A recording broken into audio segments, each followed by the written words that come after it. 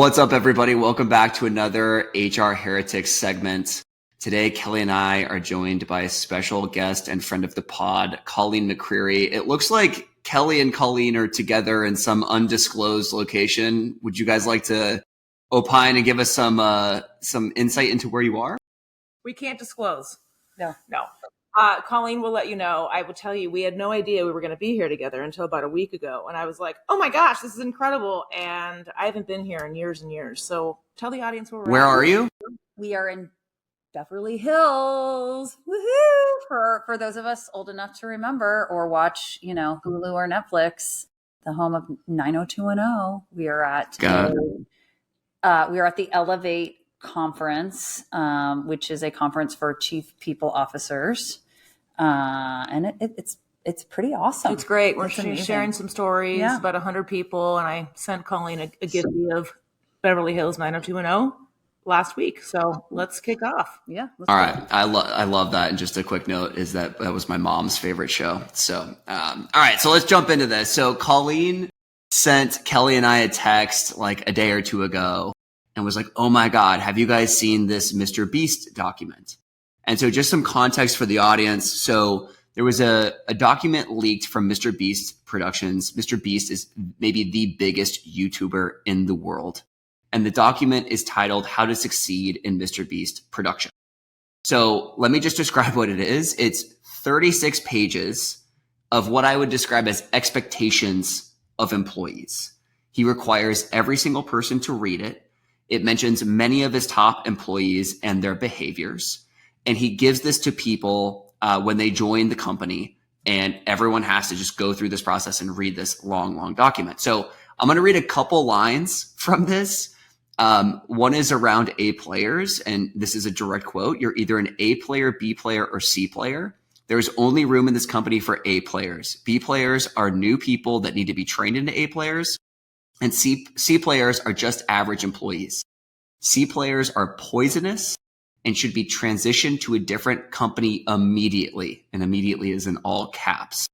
And then he goes, it's okay. We give everyone severance. They'll be fine.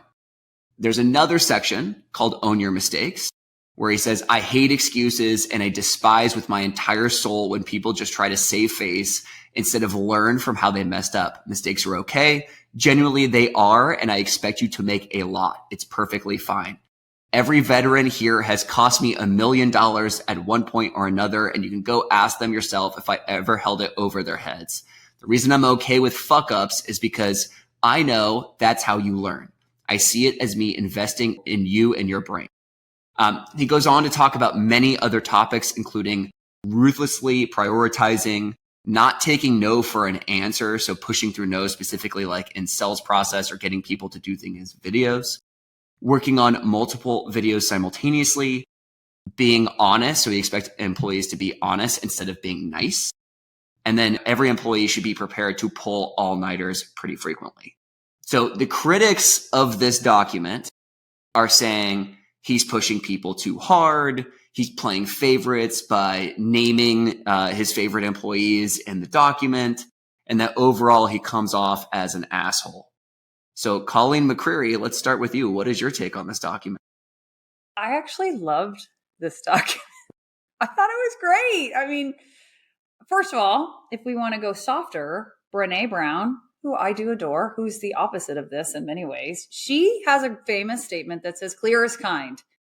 I don't think you could get any more clear about what it is like to work at Mr. Beast Productions outside of this 36 pages. I mean, he is exceptionally clear about what it takes to work there, what it takes to get promoted, what it takes to be successful, how to make a great video. I mean, he sort of lays it all out there. So now, and by the way, if you were choosing to work at Mr. Beast Productions, you should already know all of this because any of his videos, anything about working there, all of this is out. I mean, I have an 18-year-old son, so I have lived through many of these things. I have seen all of this. So demographically, you should all already be well aware of signing up for this sort of world. But I actually think it's great. I mean, I love people who are very clear about what it's like to work at their company. Yep. I think it's phenomenal. Yeah. My sons also watch Mr. Beast. They're 13, so I'm well aware. Some reactions I had, and I love both of your takes, is one, this reminded me of the base camp document, Nolan, when you and I talked to DHH, and it was very, very detailed. And I appreciated that because I think this went to a different level of detail. It was very simple. And a lot of these documents, they can be very kind of, interesting words, hard to understand. The way this is written, I could understand it as a 15-year-old, like in high school. I can understand it. And I think that's how some of these companies kind of scale in a weird way, because the game of telephone gets really rough and not everyone's kind of understanding together. And so it was written in a way where it was very easy to understand, which I thought was really helpful, and it kind of pulls out the excuses. There's no black or white, this is it, etc. The thing that I also thought, and I'd love your reactions, the calling out of names in the document to favoritism, etc. I don't think I agree with that. I feel like if there are examples or people that you might want to talk to, get guidance from, get mentorship from that have been successful in this environment, go seek them out. And so I think for me, that's an acceleration of onboarding. Maybe that changes over time, who those names are. But how is the bar raiser program different? Yeah. How are awards programs, or we talk about the gold star, or right. when you tell stories on stage of so-and-so was the Green Beret who saved the day. I don't understand how that's any different. Everyone wants a bar raiser program where it's the top 5%, 10%, and everyone knows their names and they have a lot of say, they have a lot of power. They're on a pedestal for a reason. And I didn't see this as that's much different. So I had that reaction. I drew those things together. Yep. Look, I mean, I think the critics are coming from a place to where they're projecting what they would prefer in working conditions onto everyone else. And I see this all the time on LinkedIn. This is like the prevailing LinkedIn culture this is the way work should be. And it turns out that every company is different. Every company has its own norms, has its own behaviors, has its own expectations of what greatness looks like. And I'm with you guys. Like, what we love about this is it's hyper clear. Kelli, to your point around the language he uses, this is how he talks. So many of these documents ends up in this like corporate mumbo jumbo that ran through like 10 layers of fucking legal and comms. And then you get this doc and the founder looks at it and they're just so worn down from getting beat up by these people about what they put in there, like, fuck. They just send it, whatever. And it's actually not representative of what working at the company is like. And I think he's completely nailed it for him. And that's what we keep talking about on the show is, as long as you are hyper clear about what it's actually like, thank you. Like, you have done the world a service, because now, I'm going to use my favorite line, it's going to serve as a magnet for the people we want to attract, or a repellent for the people we want to avoid. And I honestly can't expect anything else. I can't project my wants, my desires, my sorts of working conditions onto him. All I can do is try and figure that out through an interview process, which at most places is absolutely terrible. It's so performative. I don't know really what the hell is going on in there. And then I show up and I'm like, oh, fuck, I didn't realize like this is what was actually going on underneath the surface. Yeah. So our takeaway for everyone listening is you may not agree with everything in there. And that's great. That's awesome. At least you know beforehand. Hey, everyone. We'll be right back in a moment after a word from our sponsors. Your workforce is both your organization's greatest strength and largest single cost. With Planful, it's easy to unlock the secrets of successful workforce planning so you and your HR team can make the right business decisions. Imagine using data-driven insights to develop accurate forecasts, close hiring gaps, and adjust talent acquisition plans collaboratively based on costs today and into the future. Planful lets you collaborate with colleagues in finance to understand the value your employees bring to the table. And the best part, you can get started with Planful in just weeks with minimal help from IT. Plus, with Planful, you get an endless runway. Planful grows with you, no matter how fast or large your team scales. Ready to transform your HR strategy? Join over 1,500 organizations worldwide who trust Planful as their go-to workforce planning software at planful.com/heretics. Real talk, most talent leaders haven't yet cracked how to leverage AI for meaningful impact on their hiring processes and business goals. But the leaders who are effectively using AI to transform their recruiting team's efficiency and quality use Metaview. Metaview is the AI assistant for the interview process. Their AI records and transcribes hiring conversations, like intakes, interviews, and debriefs, then provides perfectly summarized notes of everything that was discussed. That means your people can focus on creating human connections with candidates during calls and save time on the busy work of cleaning up notes after every interview. But it's so much more than just a time saver, because perfect notes means perfect data. For every candidate and every pipeline, hiring teams can make confident, informed decisions, and talent leaders can finally take control of the interview process. Join forward-thinking talent leaders at high-performing organizations like Brex, HelloFresh, and Fora, and check out Metaview. Head over to metaView.ai/heretics to talk to one of Metaview's product experts or get started for free. You'll be up, running, and AI-enabled in minutes.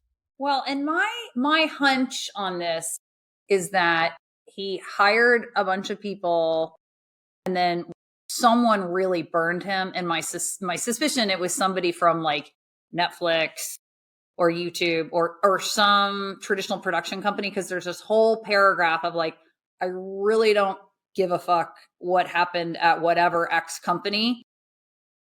That does not matter. None of that, what you've done before, will matter here in terms of success, in terms of how we make videos and what we do here. Like, it really reminded me of like, he had hit a level of like, I am just going to sit down and I am going to write out everything it takes to be successful here, because I'm so tired of having people come in here and thinking they know better.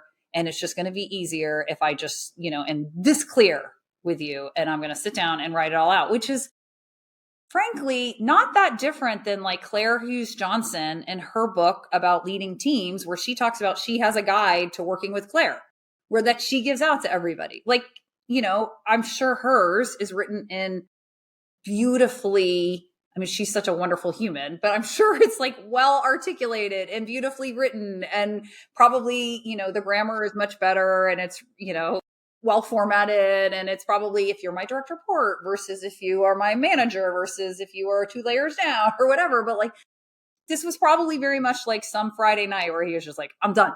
This is where I'm at, and I'm going to write it all there, and this is it. But it would serve a lot of us well. Like, I worked with this guy at the investment firm I was at, and I called him a Tootsie Roll Pop because he was so crunchy and so hard to deal with. But actually, once you finally got to know him, he was like soft and gooey on the inside. And I actually just dropped off a bag of Tootsie Roll Pops to him. And I just said, like, dude, just fucking write a document for everybody with all your rules and little things that irk you and bother you.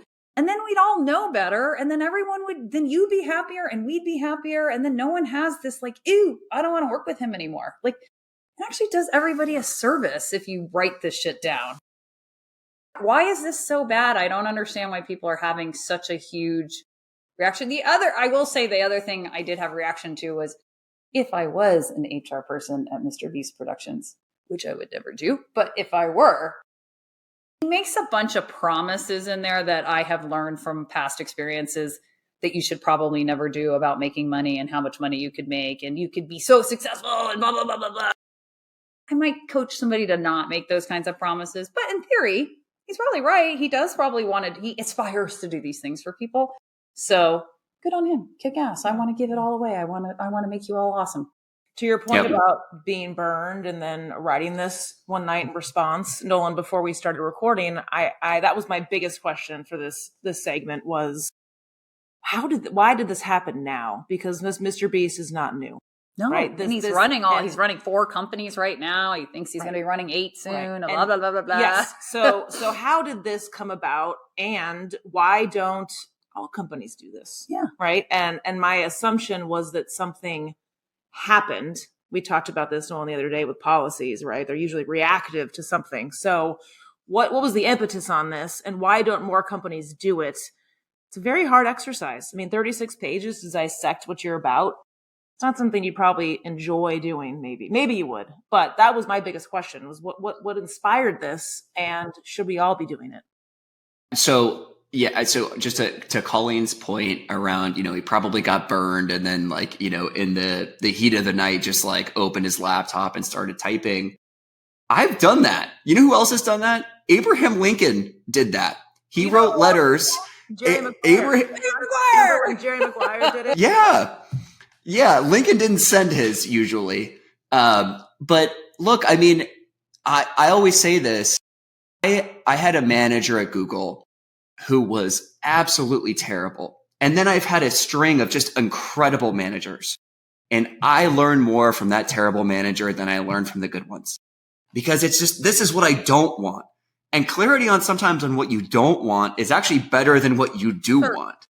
It's sometimes it's easier for you to articulate. So I'll say that on that point. And then the other one, and this is, I think, a trend that's been happening now for maybe the last 24 to 36 months. But the underlying thing in this document, the best part about it is it's authentic. It's super real. And it's rough around, it's Jimmy, it's Mr. Beast. Like when I read this document, I hear him talking to me. And I think authenticity at this sort of a level, in this sort of like, I'm going to just bare my soul to my team, is coming back in a big way. And I think it's going to be a big part of the future. If you do want to win the best talent, you got to build deep relationships with people. And this whole like facade bullshit, I put on my suit and I change personalities when I walk out of the door, kind of like what happened in a generation or two ago. Those days are over for the best talent. The best talent wants real relationships, especially with their CEO. And they want to know who they're working for and they want to know what they're going to war for every day. And I love that about this. Yeah. I was going to say they definitely want to know who they are and if they believe them or not. It's a huge differentiator. I mean, this document is not something you can write with AI. As an example, we were just in a session about AI. This is not an AI written document. In fact, it's kind of a good reminder. I'd like to sit down, piece of white paper and just go. I'm not sure I ever did that to that level of detail. I'm sure it's more difficult than we might imagine. Yeah, I think it's interesting because I'm starting a new job with a new team. And I wrote down like, here are sort of my philosophies or here's some of my things. And it's helpful to, be a writer in general. Like I like to write a lot, but it was really helpful because someone that used to work for me had written them all down and had given them to me as a gift. Like, here are Colleen-isms. And I was like, it was so nice to have those now, to be like, oh, these are the things that I preach on a regular basis that they've heard. And I was like, oh, these are so good. Like, oh, these are really, really good. I'm so glad I have them. But I also have that habit already because I can be mean. And I want people to not think I'm so mean. And so I already had that habit of like, hey, this is Claire, this is the introduction to me. Like, this is how I work best. This is how I operate best. This is the ins and outs of working with me. And even in this new job, you're a Tootsie Roll too. I'm a bit of a Tootsie Roll too. This is why I recognize those people. Tootsie Roll Pop. Tootsie Roll Pop. But I think it's just such a good practice. But to that note of authenticity, I started a new job and the comms team had like written this thing for me to send. And I was like, hi, let me introduce myself. I have 2 rules. I won't lie and I have to write my own shit. And so I have now rewritten. I've been there a week. I've already rewritten like 3 things. It's like, sorry. Oh my God, I love that. I love that so much. That's wonderful. I can't. I just won't. And actually the CEO was like, thank you. He just said, it turns out that like it gets rewarded in kind. And look, it's like I said earlier about it serves as a magnet for the people that we want and a repellent for the people that we want to not get near us. I think authenticity is in short supply in today's world. We all have this like facade on us. I mean, Kelli and I did a segment the other day where I talked about, I got feedback about being a robot from a direct report and he was totally right. I had this like bullshit facade on. And I think that's what we learn in school. That's what we're projecting of like, what's the corporate world actually like? It's like, oh, I come out of my door and I come out as like the business person. It's like, no, you be who you are. And as we look forward and as we look into the future, I truly believe this is the behavior that's going to be rewarded. Now, I still I still sometimes might not want to work for Mr. Beast Productions. Let's be clear. Correct. Like I don't think LinkedIn does a great job of creating space for lots of different workplaces. I think you are 100% right on that. But yeah, I mean, let's just be who we are and let the world decide. Yeah. I mean, the point of this show isn't to take posture. You know what I mean? I don't think I agree with everything in Mr. Beast's document. That's not the point, though. The point is to talk about all the angles and the clarity of what this is and what it serves for everyone to have that in their consideration set. That's the whole point of these shows, is not to take position. Yeah, it's a really fine point, Kelly, because you're totally right that, we're not talking, what we haven't opined on is actually like, how do I think about that thing? And I don't care. I just love clarity. I think that's what we owe employees. If you are a business owner, founder, CEO, or an executive, your job is to bring clarity. That's one of your primary jobs. And I think the thing that drives me absolutely crazy is when we rug pull people or we sell a bill of goods that isn't true. Like, that violates moral principles, I think, in all of us as humans. And so whether or not you agree with him, you do have to applaud him for being very clear. Amen. So this was a blast, team. I love you guys. Have fun in Beverly Hills. Hopefully you guys don't end up on some candid camera today. And thanks so much for making this happen. Yeah. Awesome. Okay. HR Heretics is a podcast from Turpentine, the network behind Econ 102, Moment of Zen, and Turpentine VC. Subscribe, 5 stars, share it on Apple, YouTube, Spotify, anywhere you get your podcasts, all the things.